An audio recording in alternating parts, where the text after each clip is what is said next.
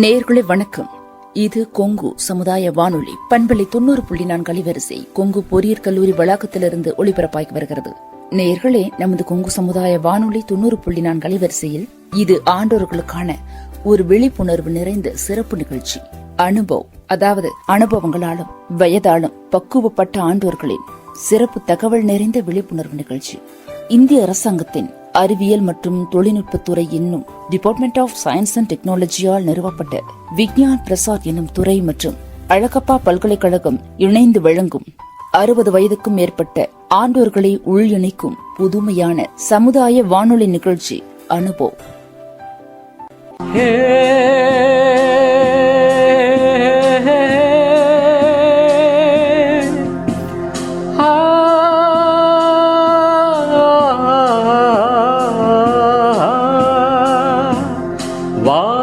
வாருங்கள் தோழர்களே, எங்கள் முதிய தலைமுறையின் புதிய இளைஞர்களே.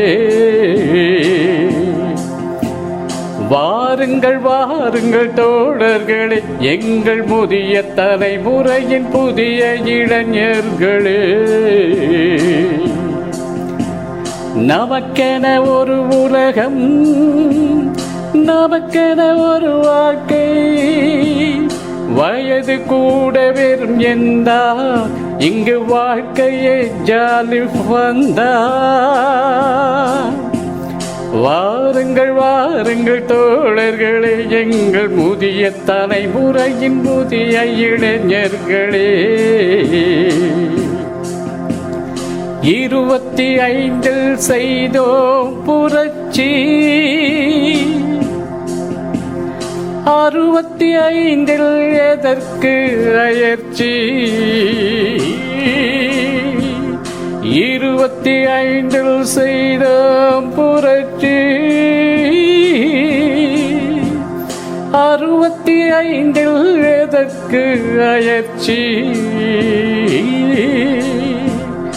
எழுச்சியோடு ஓடி வாங்க, ஆடலாம் பாடலாம், நம் தனித்திறனை காட்டலாம்.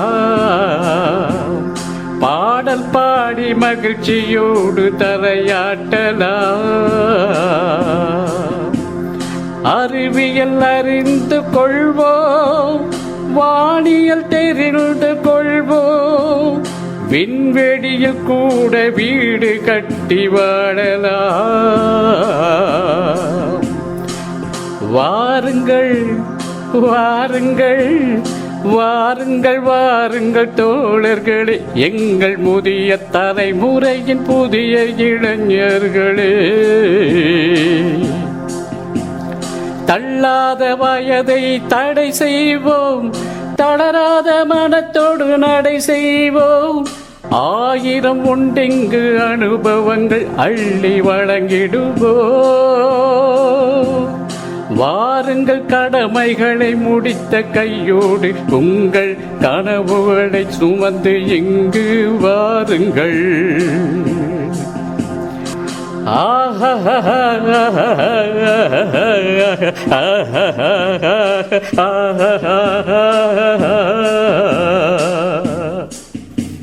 La la la la la la la la la la la la la la.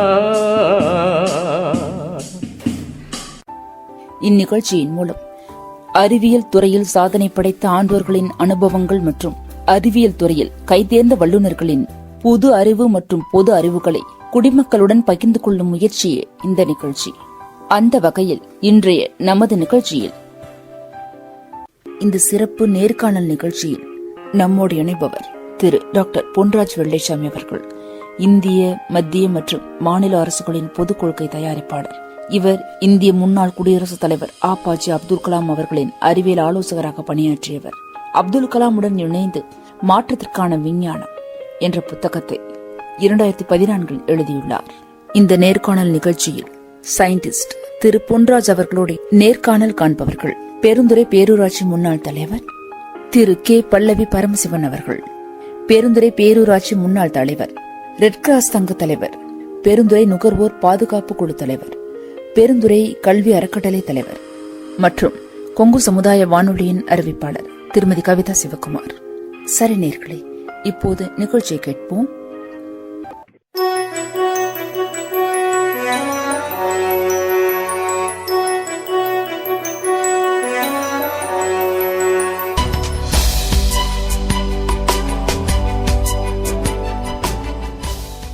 நேயர்களே, இது நேற்றைய நிகழ்ச்சியின் தொடர்ச்சி.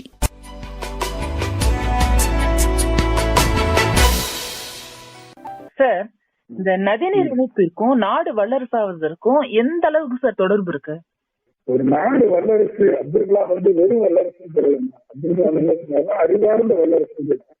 நாளே சூப்பர் சொல்றாரு. வல்லரசு என்று சொன்னால் ஆயுதம் தாங்கிய வல்லரசு, அணு ஆயுத வல்லரசு என்றுதான் பெரும். ஆனால் அப்துல் கலாம் சொன்னது அணு ஆயுத வல்லரசு அல்ல, இது அறிவார்ந்த வல்லரசு இந்தியா என்று சொன்னார்.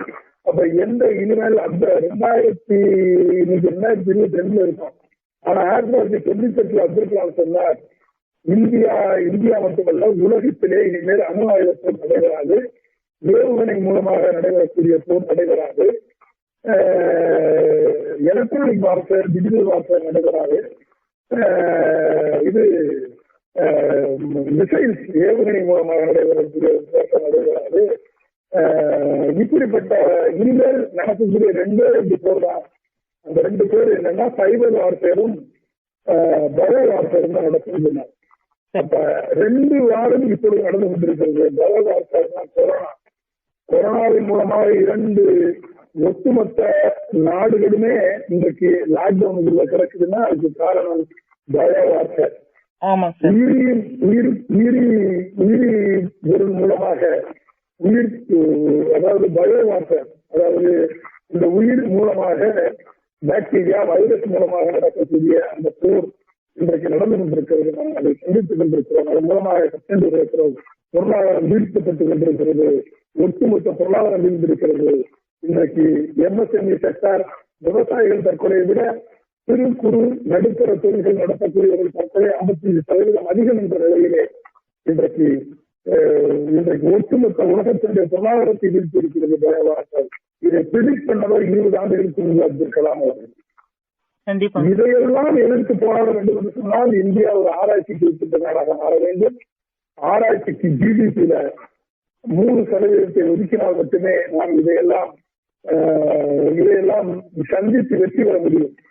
இப்படி வரக்கூடியதையும் தாண்டி நாம் வெற்றி பெற முடியும் என்ற கனவை கொடுத்தவர்.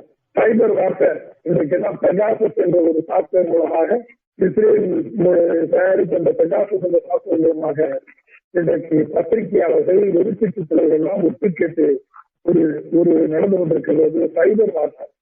நான் இன்றைக்கு பேங்க், இன்றைக்கு கூகுள் பே, ஜிபே, போன்பே என்றெல்லாம் யூஸ் பண்ணுறோம். எல்லாமே டிஜிட்டல் பேமெண்ட், எல்லாமே டிஜிட்டல் மூலமாக நம்ம டிக்கெட் ரிசர்வேஷன்ல இருந்து சாப்பாடு, ஸ்விக்கி, ஓலா புக் பண்றதுல இருந்து எல்லாமே ஆன்லைன்ல பண்றோம். ஒரே ஒரு நொடியில ஒட்டுமொத்த பேங்க் அக்கௌண்டையும் காலி பண்ணி இந்தியாவுடைய ஒட்டுமொத்த பொருளாதாரம் 0 ஆக்க முடியும். சைபர் வார்ஃபேர் தாக்குதல் நடத்தப்பட்டால் ஒட்டுமொத்த ஜிபிஎஸையும் செயலக்க வைத்து ஒட்டுமொத்த கண்ட்ரியுடைய மூவ்மெண்ட் இன்னைக்கு கூகுள் ஜிபிஎஸ் போட்டுதான் எல்லாத்தையும் மூவ் பண்ணிட்டு இருக்கு. ஒட்டுமொத்த கண்ட்ரியை செயலக்க வைக்க சந்திக்க வைக்க முடியும். அப்படிப்பட்ட இந்த 2 வார்ஃபேர் நடக்கும். ஆனால் இதை எதிர்த்து போறோம்னா இந்தியா ஒரு அறிவார்ந்த சிந்தனைக்கு, அறிவியல் சார்ந்த ஆராய்ச்சிக்கு வித்திட வேண்டும் என்று அப்துல் கலாம் சொன்னது இதுவரைக்கும் நடக்கலாம். 10% ஜிடிபி, அதாவது 3% ஜிடிபி வரைக்கும் சொன்னாங்க. இதுவரைக்கும் 0.45% ஜிடிபி அலாட் பண்ணப்பட்டிருக்கு. ஆத்ம நிர்பார் பாரத் பிரதமர் சொல்றார். அப்படின்னா இந்தியா சுயசார்பு அடைந்த நாடாக மாற வேண்டும் என்று சொல்கிறார். அப்ப சுயசார்பு அடைந்த நாடாக மாற வேண்டும் என்பதற்கு முதல் படி இன்றைக்கு இந்தியாவுடைய ஆராய்ச்சி திட்டத்திற்கு 3% ஒதுக்குகிறோமோ அன்றுதான் சுயசார்பு அடைய முடியும். இந்தியா இன்றைக்கு இறக்குமதி 30 லட்சம் கோடி பட்ஜெட்ல 8 லட்சம் கோடி பட்ஜெட் பெட்ரோலியம் பொருட்களை இறக்குமதி பண்றோம். கிட்டத்தட்ட 1.5 லட்சம் கோடி நிலக்கரியை நாம் இறக்குமதி பண்றோம். 75,000 கோடி சோலார் பேனல சைனாவில இருந்து இறக்குமதி பண்றோம். கிட்டத்தட்ட FMCG ப்ராடக்ட்ஸ் இறக்குமதி பண்றோம். எலக்ட்ரானிக் குட்ஸ், கெமிக்கல் குட்ஸ், உணவுப் பொருட்களை இறக்குமதி பண்றோம், ஆயுத இறக்குமதி பண்றோம். இத்தனையும் பார்த்தால் கிட்டத்தட்ட 15 லட்சம் கோடிக்கு 30 லட்சம் கோடியில 50% நம்மளுடைய வரி பணம் இறக்குமதிக்காக செயல்படுத்தப்படுகிறது. இறக்குமதி ஈடு செய்வதற்கு இம்போர்ட் சப்ஸ்டிடியூஷன், இறக்குமதிக்கு நிகரான பொருட்களை உற்பத்தி பண்ணுவதற்கு ஆராய்ச்சியின் மூலமாகத்தான், இனோவேஷன் மூலமாகத்தான், டிஸ்கவரி மூலமாகத்தான் நாம் வெற்றி பெற முடியும். அதை செய்தால் அந்த 15 லட்சம் கோடியும் வெளிநாடுகளுக்கு செல்லக்கூடிய அந்த பணத்தை நாம் சேமித்தாலே நாம் கடன் இல்லாத நாடாக மாற முடியும். நாம் ஒரு அறிவார்ந்த பொருளாதார வல்லரசு இந்தியாவாக மாற முடியும். பட்டினி சாவு கடந்த ஒரு 3 மாதத்துக்கு முன்பாக ஒரு வேலூர்ல ஒரு சிறுவன் 5 வயது கொண்ட ஒரு சிறுவன் வயிற்றுல ஒரு பருக்க சோறு கூட இல்லாம பட்டினியால் செத்திருக்கிறாங்க என்று கேட்கும் பொழுது பட்டினி சாவு இன்னமும் இந்தியாவில் இருக்கிறது. உணவு உற்பத்தியில் தன்னகமற்ற நாடான இந்தியாவில் பட்டினி சாவு இருக்கிறது என்பது மிகப்பெரிய ஒரு அவமானம். இதையெல்லாம் தாண்டி நாம் வர வேண்டும் என்று சொன்னால் இதையெல்லாம் தாண்டி சிந்திக்கக்கூடிய வல்லமை பெற்றவர்களாக, அப்துல் கலாமின் கனவை நனவாக்குவர்களாக ஒரு வந்தால்தான், அதிகாரம் ஆட்சியில் வந்தால்தான் அது நடக்கும். கண்டிப்பாங்க சார். ஒரு பாடல் பழைய விவசாயி படத்துல வருங்கல்ல, என்ன வளம் இல்லை நம் திருநாட்டில் ஏன் கையை ஏந்த வேண்டும் வெளிநாட்டில் ஒரு பாட்டு வருங்க. அப்பவே அந்த பாட்டை பாடி வச்சிருக்கிறாங்க. நீங்க சொல்றது கருத்து தான், அதேதான். இப்ப நம்ம எல்லா வளத்தையும் வச்சுட்டு நாம வெளியே போய் வாங்கி நம்ம பணத்தை எல்லாம் அவங்களுக்கு கொடுக்கறதுல நம்ம பொருளாதாரம் பின்தங்கிருங்க. அது அப்பவே பாடி வச்சிருக்காங்க. அதாவதுங்க, ரோச்சின்னு ஒரு மருந்து பொருள் உற்பத்தி நிறுவனம் சுவிட்சர்லாந்து பேஸ் பண்ணும். இந்த ரிபாக்சின் அப்படின்னு ஒரு மருந்து உற்பத்தி பண்றாங்க. இந்த மருந்து ஒரு சிங்கிள் மருந்து மூலமா அவர்களுக்கு இந்த கேன்சர் ட்ரீட்மெண்ட் கொடுக்கக்கூடிய மருந்து. இந்த ஒரு மருந்தின் மூலமாக ஒரு கம்பெனிக்கு வரக்கூடிய வருமானம், ஆண்டு வருமானம் 3,90,000 கோடி. எங்கப்பா, தமிழ்நாடு பட்ஜெட் 3 லட்சம் கோடி. தமிழ்நாட்டினுடைய பட்ஜெட் அளவுக்கு சம்பாதிக்கிறாங்க. ஒரு மருந்து நிறுவனம் சம்பாதிக்கிறது. அதாங்க ஒரு கேன்சர் ட்ரீட்மெண்ட்டுக்கு வரக்கூடிய மருந்து. புரியுதுங்களா? அதனாலதான் அப்துல் கலாம் சொன்னாரு, அறிவார்ந்த வல்லரசு இந்தியா வரணும், அறிவார்ந்த இன்வெஸ்ட் பண்ணணும்னு சொன்னாரு. கண்டிப்பா அறிவார்ந்த ஆராய்ச்சி திட்டத்தை இன்வெஸ்ட் பண்ண சொன்னார். இந்தியா மருந்தை உற்பத்தி பண்ணக்கூடிய நிறுவனம் இல்ல. இந்தியா இன்னொருத்தர் கண்டு இன்னொரு நாட்டுல கண்டுபிடித்த மருந்தை இங்க லைசன்ஸ் மேனுபேக்சர் பண்ணக்கூடிய நாடா தான் இந்தியா இருக்கக்கூடிய தன்னால மருந்தை உற்பத்தி பண்ண நிறுவனமா இல்லை. இன்றைக்கு மெட்ராஸ் யூனிவர்சிட்டியில ஸ்ரீகிராஸ் ராமேஸ்வரத்தில் இருக்கக்கூடிய கடல்ல இருக்கக்கூடிய ஒரு புல்லு, அந்த புல்லுல இருந்து ஆன்டி கேன்சர் ப்ராப்பர்ட்டி கொண்ட மருந்தை கண்டுபிடிச்சிருக்கிறார்கள். இத மருந்தா மாத்தினா தமிழ்நாட்டில ஒரு வருடத்தினுடைய பட்ஜெட்டுக்கான தொகை தமிழ்நாட்டுக்கு கண்டிப்பாங்க.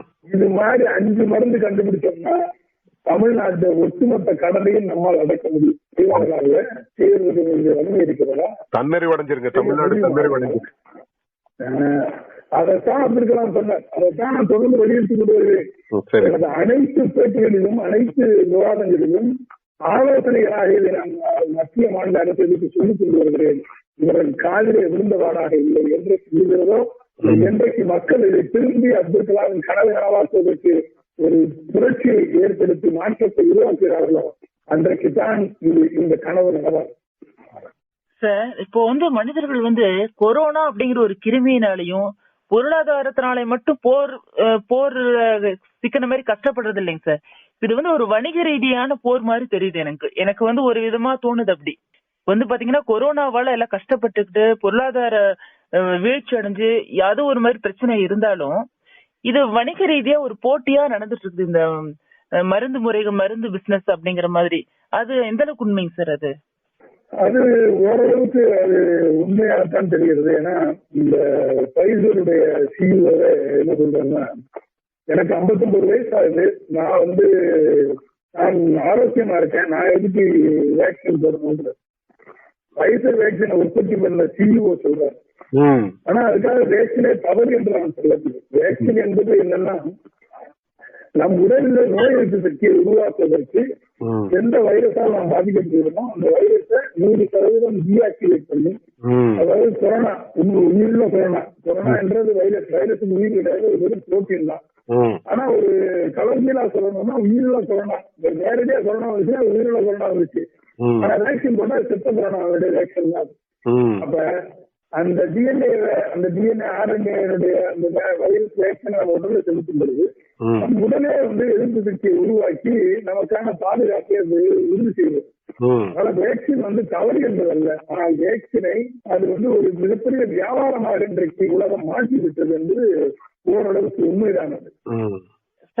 அதனாலதான் பயோவார்ஃபேர் ஏன் அப்படி சொல்றோம்னா, இன்னும் அதுக்கான உறுதியான முடிவுகள் வரப்படவில்லை. அதுக்கு விவாதம் பண்ணணும், அதுக்கான அதை ஆராய்ச்சி செய்யணும், அதை வந்து ஆய்வு நடத்தணும், அதை வந்து இன்வெஸ்டிகேட் பண்ணாதான் தெரியும் இது எப்படி, இது வந்து மனிதர்களால் உருவாக்கப்பட்ட வைரஸா, இல்ல நேச்சுரல் வைரஸா, இல்ல மேன்மேட் வைரஸா, இல்ல லேப்ல இருந்து லீக் ஆன வைரஸா என்பது இன்வெஸ்டிகேஷன் நடந்த பிறகுதான் தெரியும்.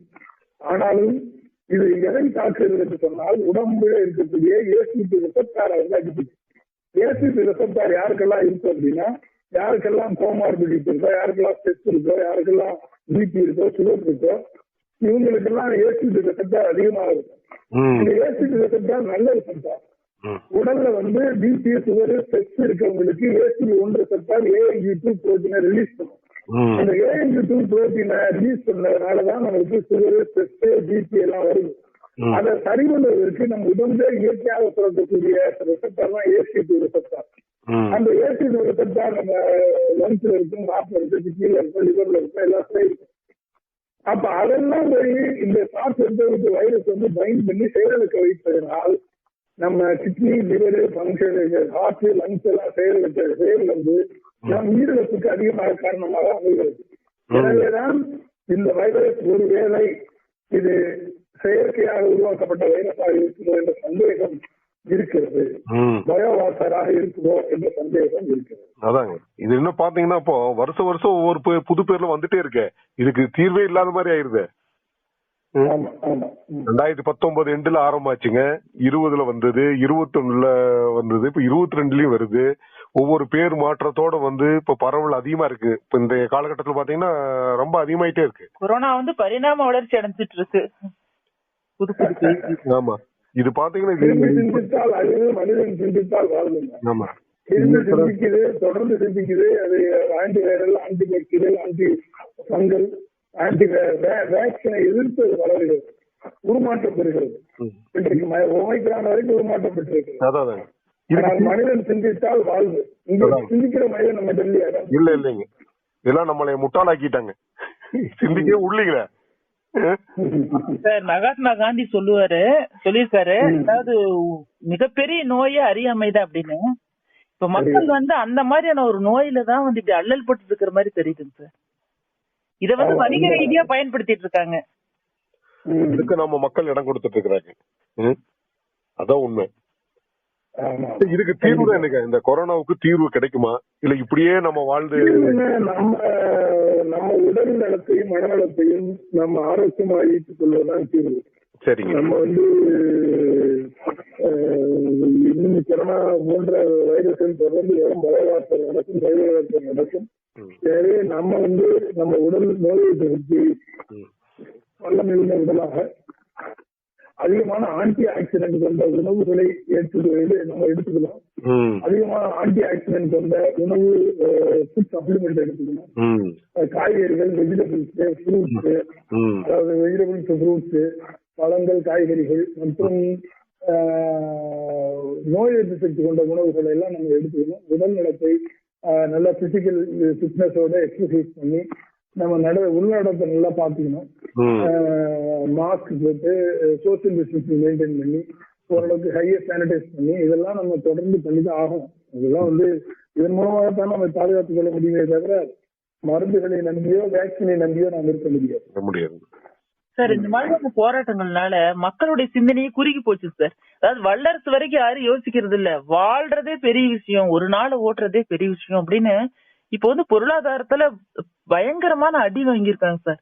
மிடில் கிளாஸ் எல்லாம் வந்து ஒவ்வொரு நாள் கடந்து போறதே அவங்களுக்கு பெரிய சவாலா இருக்குங்க சார். ஆமா ஆமா கடந்து போறதா மிகப்பெரிய சவால். ஆமா சார். சார் இப்போ இன்றைய இளைஞர்களுக்கு விசன் ஆஃப் இந்தியா அப்படின்னா நீங்க எதை சார் முன்னெடுத்து வைப்பீங்க? அதாவது கிராம பொருளாதாரத்துல முன்ன போலாங்களா இல்ல தொழில்நுட்பத்துல இளைஞர்கள் முன்னாடி போனா நல்லா இருக்குங்களா? எதுங்க சார் முன்னாடி கொண்டு எல்லாம் அதாவது எல்லாமே வேணுமா? அதாவது ஒன்னை ஒதுக்கி ஒன்னை வேணாம்னு சொல்லிட்டு இன்னொன்னு எடுத்துட்டு போக முடியாது. அது கிராமப்புற தற்சார்பு அடைவது ஒரு புறம் நடக்க வேண்டும். கிராமப்புற தற்சார்பு அடையும். அதே நேரத்துல சயின்ஸ் அண்ட் டெக்னாலஜில அறிவியல் துறையில ஆராய்ச்சி துறையில மேம்பட்டாலும் சொன்னா இந்தியா வளர்ச்சி அடைந்த நாடாக வளர்ந்த நாடாக மாற முடியும்.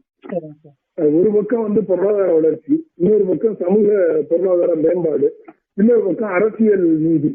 அப்ப இந்த மூன்றுமே சரிசமமாக பல்வேறு மட்டங்கள்ல மேலுபோலம் இல்லாத சமுதாயத்தை உருவாக்கக்கூடிய வகையில வளர வேண்டும். அப்பதான் இது சாத்தியமாகும். அப்ப அப்படிப்பட்ட ஒரு வளர்ச்சி அடைந்த சமுதாயமாக மாறுவதற்கு அனைவரையும் உள்ளடக்கிய வளர்ச்சியாக இருக்கும். சாதி மத இன மொழி வேறுபாடுகளை பெரிதுபடுத்தி ஒரு நாட்டை கட்டமைக்க முடியாது.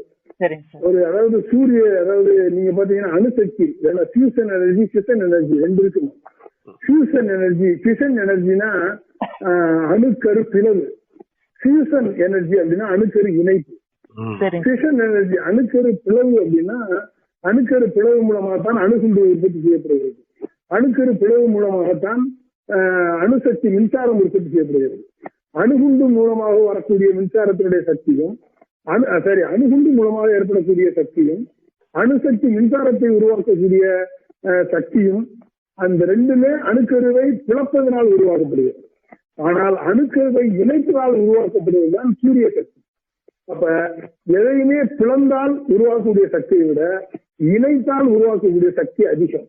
எனவே நாட்டு மக்களை பிரிவினையால் ஒரு சக்தியை உருவாக்கி அதனால் ஆட்சி கட்டில அமரலாம், தங்கள் சித்தாந்தங்களை ஆட்சி கட்டிலே கொண்டாடலாம், அதன் மூலமாக ஊழல் பண்ணலாம், சம்பாதிக்கலாம், தன் குடும்பம், தன் சந்ததி, தன் கட்சிக்காரர்கள், தன் ஜாதிக்காரர்கள் பெறலாம். வெளியே ஒட்டுமொத்த நாடும் வளராது.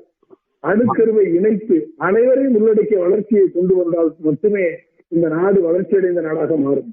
சரிங்க ஐயா. இப்போ குழந்தைகளை இளம் வயதிலேயே அறிவியல் மீதான ஆர்வத்தை தூண்டுறதுக்கு நீங்க என்ன ஆலோசனை சொல்றீங்க? ஏன் என்ற கேள்வியை கேட்கணும். அவ்வளவுதான். ஏன் என்ற கேள்வியை கேட்டால் மட்டுமே, எதை எடுத்தாலும் ஏன் என்று கேட்கணும். பார்த்தால் தான் நம்புவேன் என்பது பகுத்தறிவு, நம்பினால் தான் பார்க்க முடியும் என்பது விஞ்ஞான அறிவு. பகுத்தறிவும் வேண்டும், விஞ்ஞான அறிவும் வேண்டும். அப்ப இந்த ரெண்டுமே இருக்கணும். அப்ப ரெண்டு இருந்தால் மட்டும்தான் நம்ம வரக்கூடிய குழந்தைகள் ஸ்டெம் எஜுகேஷன், இன்றைக்கு உலகம் ஸ்டெம் எஜுகேஷன் நடக்குது. Science, technology, engineering, mathematics and arts. ஒரு பார்வை, நாம் பார்க்கக்கூடிய பொருள், நாம் பார்க்கக்கூடிய பார்வை அனைத்திலுமே இந்த ஸ்டெம் இருக்கு. சயின்ஸ் இருக்கு, இன்ஜினியரிங் இருக்கு, டெக்னாலஜி இருக்கு, மேத்தமெட்டிக்ஸ் இருக்கு, ஆர்ட்ஸ் இருக்கு. நீங்க ஒரு கேக் வாங்கினாலும் இந்த 5 இருக்கு. மொபைல் போன் எடுத்துக்கிட்டீங்கன்னாலும் இந்த 5 இருக்கு. ஒரு பைக் எடுத்துக்கிட்டீங்கன்னா இருக்கு, கார் எடுத்துக்கிட்டீங்கன்னா இருக்கு, சட்டை எடுத்துக்கிட்டா இருக்கு, வாட்ச் எடுத்துக்கிட்டா இருக்கு, நம்ம யூஸ் பண்ணக்கூடிய சோப் எடுத்துக்கிட்டா இத்தனையும் இருக்கு. சோ அன்றைக்கு ராஜராஜ சோழன் கட்டிய தஞ்சாவூர் பெரிய கோயிலையும் இந்த ஸ்டெம் எஜுகேஷன் இருக்கு. Science, technology, engineering, maths, arts இருக்கு.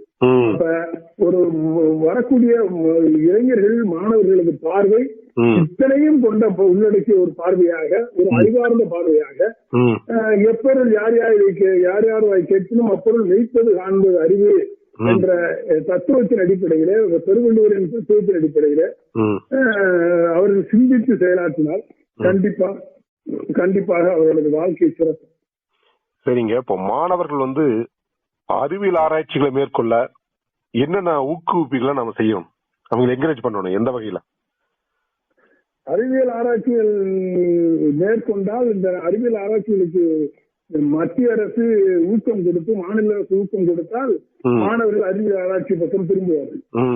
அறிவியல் ஆராய்ச்சி செய்வதே வேற வேலை இல்லைன்னு சொல்லி ஆராய்ச்சி செய்வது ஒரு வகை.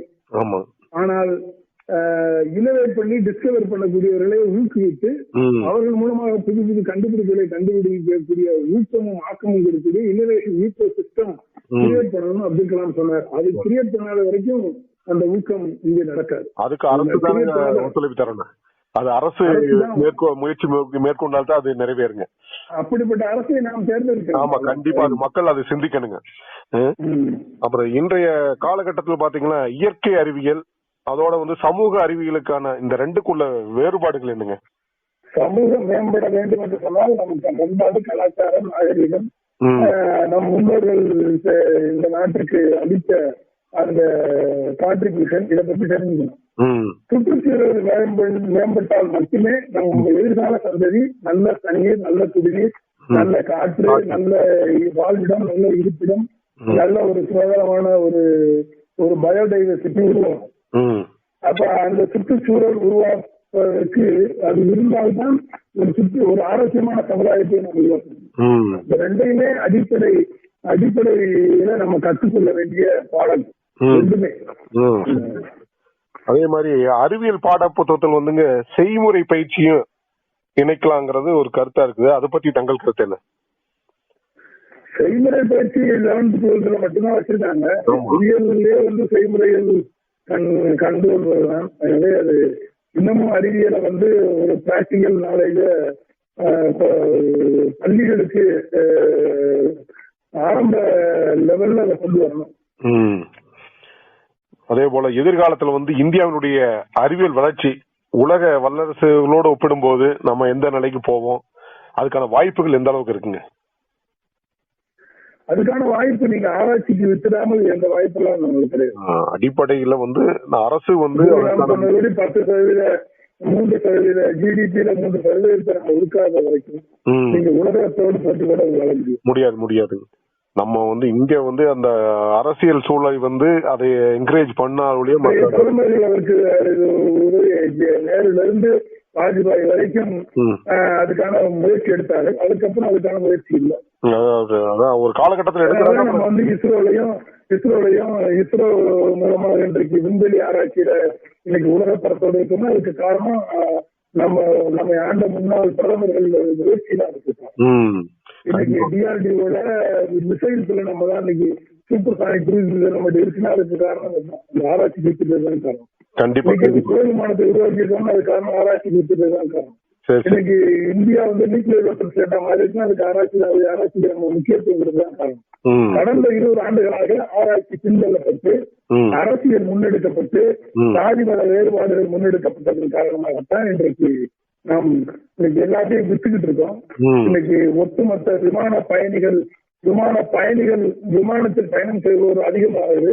ஆனா இன்னைக்கு ஒரே ஒரு விமானம் மட்டும்தான் இந்தியா முழுக்க பறக்கும். 12 விமானத்துல இருந்து ஒரே ஒரு விமானம் பறக்குது. தவறான பொருளாதார கொள்கைகள், தவறான செயல்பாடுகள், மாதிரி tax regime, control regime, coercive regime காரணம். சரிங்க. சரி, இந்த இளைஞர்களுக்கு நீங்க இறுதியா சொல்ற கருத்துக்கள் என்ன? இளைஞர்களே, உங்களது லட்சியம், உங்களது வெற்றி உங்களது லட்சியத்தில் இருக்கிறது. அடுத்த கேள்விகள் இல்லை. நீ சூரியனை போல் பிரகாசிக்க வேண்டும் என்று சொன்னால் முதலில் சூரியனை போல் வாழ கற்றுக்கொள். சூரியனை போல் பிரகாசிக்க கற்றுக்கொள். கனவு உறக்கத்தில் வருவதல்ல, கனவு உன்னை உறங்கவிடாமல் செய்வதுதான் கனவு. இதை தாரமந்திரமாக எடுத்து கனவை மனதிலே கொண்டு எந்த செயற்கரிய காரியமும் சின்ன சின்ன செயல்களை செயற்கரிய முறையில் செய்வதில்தான் மிகப்பெரிய சாதனைகள் படைக்கப்பட்டிருக்கிறது என்பதை மனதிலே வந்து practice the culture of excellence in each and every action என்ற மனதிலே கொண்டு அதை செயல்பாட்டிற்கு கொண்டு வர வேண்டும் என்று நான் இளைஞர்களை மாணவர்களை கேட்டுக்கொள்கிறேன். நன்றிங்க. எங்க பல்வேறு பணிகளுக்கு இடையிலையும் எங்களுக்காக நேரத்தை ஒதுக்கி இவ்வளவு நீண்டதொரு நேர்காணலை வழங்கியமைக்காக கொங்கு பண்பலை சமுதாய வானொலி சார்பிலும் நேர்கள் சார்பிலும் எங்கள் நெஞ்சார்ந்த நன்றியை தெரிவித்துக் கொள்கிறோம். மிக்க நன்றிங்க.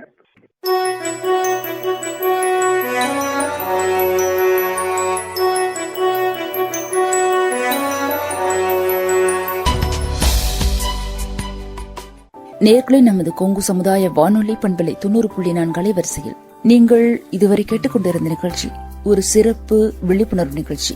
கொங்கு சமுதாய வானொலி 90.4 ஆண்டோர்களுக்கான ஆண்டோர்களின் சிறப்பு நிகழ்ச்சி அனுபவம்.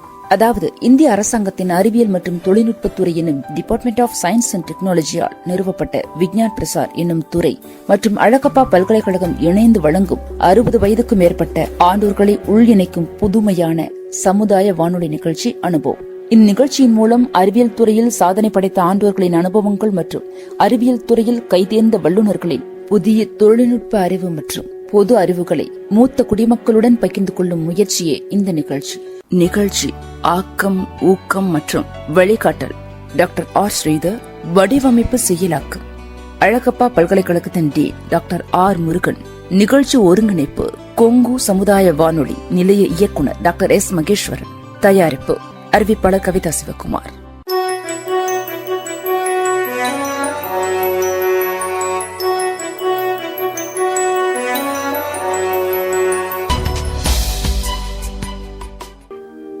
நேயர்களே, இந்த சிறப்பு நேர்காணல் நிகழ்ச்சியில் நமக்காக தகவல்களை பகிர்ந்து கொண்டார் திரு டாக்டர் பொன்ராஜ் வெள்ளைச்சாமி அவர்கள். இந்திய மத்திய மற்றும் மாநில அரசுகளின் பொது கொள்கை தயாரிப்பாளர், முன்னாள் குடியரசுத் தலைவர் ஆபாஜி அப்துல் கலாமின் அறிவியல் ஆலோசகர், அப்துல் கலாமுடன் இணைந்து மாற்றத்திற்கான விஞ்ஞானம் என்ற புத்தகத்தை எழுதியவர் திரு டாக்டர் பொன்ராஜ் வெள்ளைச்சாமி அவர்கள். நேர்காணல் மூலமாக உடன் உரையாடியவர் திரு கே பல்லவி பரமசிவன் அவர்கள். பெருந்துறை பேரூராட்சி முன்னாள் தலைவர், ரெட் கிராஸ் தங்க தலைவர், பெருந்துறை நுகர்வோர் பாதுகாப்பு குழு தலைவர், பெருந்துறை கல்வி அறக்கட்டளை தலைவர் மற்றும் கொங்கு சமுதாய வானொலியின் அறிவிப்பாளர் திருமதி கவிதா சிவகுமார்.